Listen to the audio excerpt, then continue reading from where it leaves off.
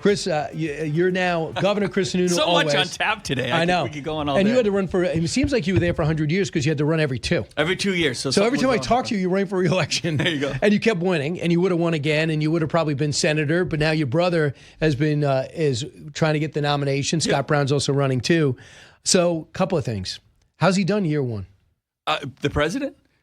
It's been an incredible. Has any president had a first year like this? And not just talking about the successes, but saying, look, I don't care what the status quo was. I don't care what the issue was, what other administrations weren't willing to take on. We're going after it, and we're going to go after it hard. So they have literally left no stone unturned. They've left everybody a bit with their jaws open in terms of what they're willing and trying to do in just the first year.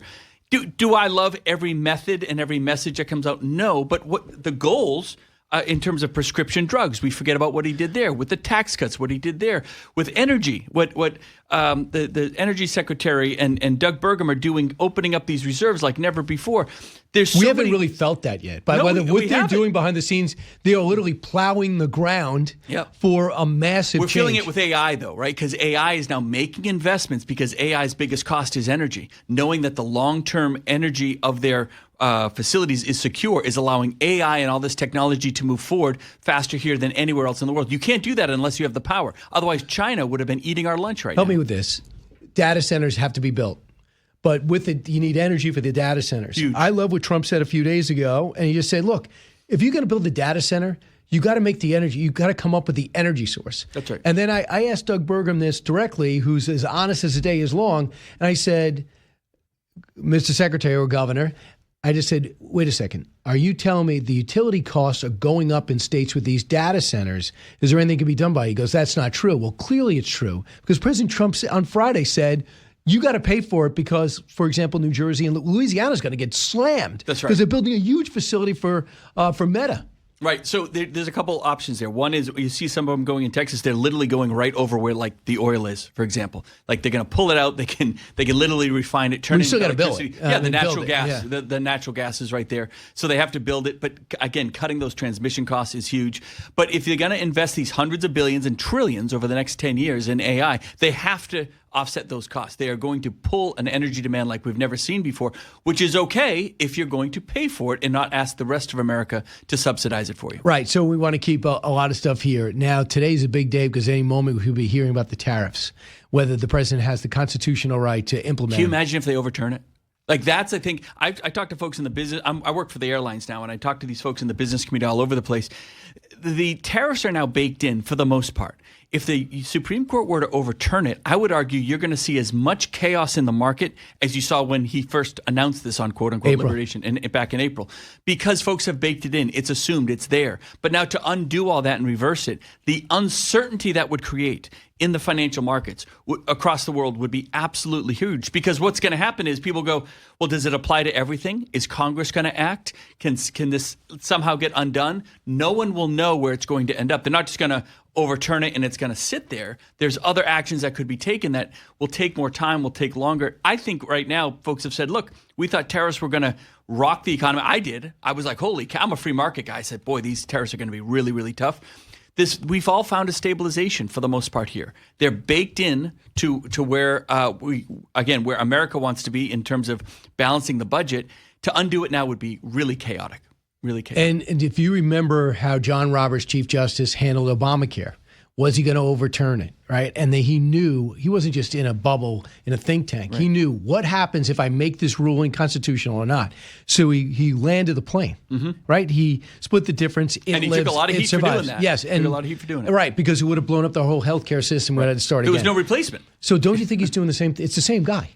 Don't you think that's why it's later? Because he understands? Possibly. And again, on this one, I'm not the macroeconomics guy, but you also have to be a lawyer here. Was using those emergency provisions viable?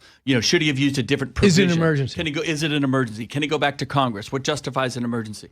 Can he have all these carve-outs that he's having? But, I was on CNN this morning, and they were like, boy, the tariffs, have created chaos. And I said, no. The EU tariff situation has found a nice balance. A lot of it has gone 0 for 0. They've carved certain things out. Folks know they got to put pen to paper. It's forcing new trade deals with everyone. Forcing new trade deals with everyone, allowing America to use leverage in ways we hadn't ever used before. Because you had a president to stand up and say, we're not just going to take it anymore. We're going to use our leverage Some things will be in a positive, some things will be in a negative, but overall, we have much more leverage in terms of what's happening across the globe than ever before. And by the way, Chris Sununu was the 82nd governor of New Hampshire. He's currently the president and CEO of Airlines for America. I'm sure you heard I'll be flying out a little bit later.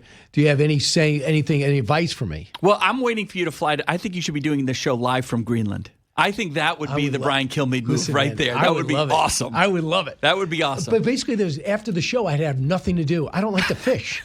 So I'll live in a magenta house? You plow roads. You can plow roads. There's lots of roads to be plowed. I'll teach you how to plow. I'll get a shovel and look for lithium. Wait, don't you have a place in Jacksonville? You're a Florida guy, right? Yeah. Yeah, we can't let you plow roads. Sorry. Right. You won't know what you're doing. I can't say I'm really a Long Island guy. I mean, no, I know, but you go down south. Yeah, in Ponte Vedra area. Yeah. That's nice. Thank you. Nice. Thanks for your approval. Well, right? Well, you know what? Everyone else goes to like West Palm and like all down south there. It's so crowded down there. It's a little crazy. You're getting the best of both worlds. You don't have the traffic and the crowds. I want to be accepted. And I want to stand out. If I go to Palm Beach, I won't get noticed. I'm all about being recognized. You know that, Governor. I have a huge ego. For you in particular, how are you liking this job? And of course, I just had Sean Duffy on the television show. He's accomplished so much. Sean's doing an incredible job. It's hard for me to remember who the transportation secretaries were. All I hear about we all remember the guy right before Sean. Yeah. Pothole Pete, right? And Norm Mineta was it Norm Mineta? Yeah. Was Norm there? I don't even know. I think so. It was the only one to go from a Democratic administration. I remember way back in the day, LaHood was there. Oh, and Secretary Chow. Yeah, well, she was wonderful. Look, what Sean has done is said we're not going to run the Department of Transportation with bureaucrats and lawyers. We're going to bring people in to get stuff done. The FAA Administrator, Brian Bedford. And the big thing for me is we've talked about it before, the air traffic control rebuild. It's the most complicated infrastructure project the government's ever taken on. $30 billion. In real time. Because the planes aren't going to stop. Has to happen right now while we're landing tens of thousands of planes a day.